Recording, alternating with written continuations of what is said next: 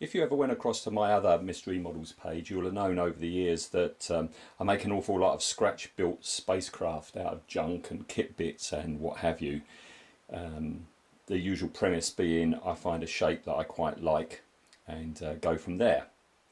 Well, I hadn't done one for a while and I was thinking about doing another one, and because I'm now doing a Blake 7 in Character podcast, or the Blake 7 in Character podcast, I'm deeply back into Blake 7. So I thought I would scratch build a spacecraft that could be set in the Blake 7 universe. And I was thinking, well, what shall I do? What shall I do? And then I thought, oh, hang on.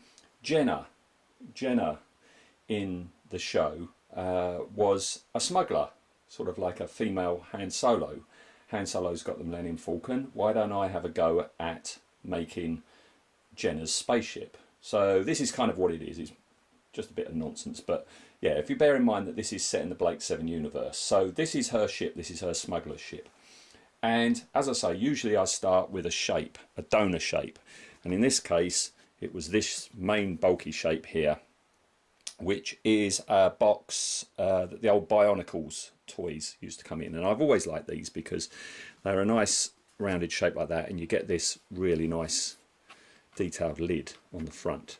Okay, so that was the initial shape, and I wanted a cockpit. So this is like the cockpit area, and this is like a yogurt bottle, which I hot glued to a lid as a connecting bit between the two. Right, now this plastic is that horrible waxy plastic no glue sticks to, except hot glue. So what I did was I put on some hot glue, put this plastic card on, and then all the kit bits are going onto the plastic card.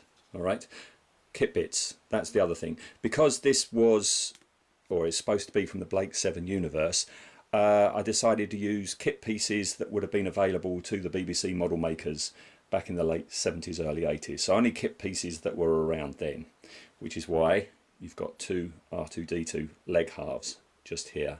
And all the other pieces that I'm using are Airfix or Tamiya. Okay. What else have we got? Oh yes, the two wing things going on here are rubber stamp things that my friend Andrew gave to me. So I've stuck them on sort of like wings. Got some googly eyes here. Googly eyes, because when you paint them you get these nice little curves. What else have we got? Oh yeah, this is horrible plastic as well. There's no way anything's going to glue to that. But the way I've got around that is by using these self-adhesive coach lines stripes, because I found that super glue works very well on them. So what I do is I'll put down a coach line and then super glue kit parts onto it. This is a cut down ladder off of an Airfix kit. I've cut it down because they're supposed to denote windows, or they will do when I've painted it.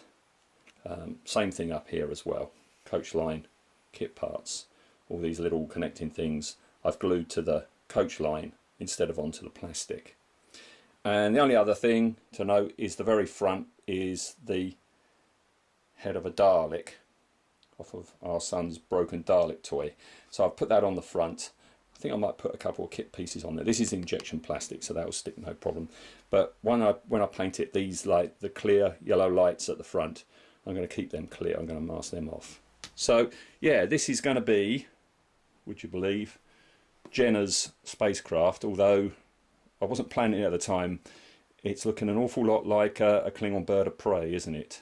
So that's where I am at the moment, and I'll be back to it soon.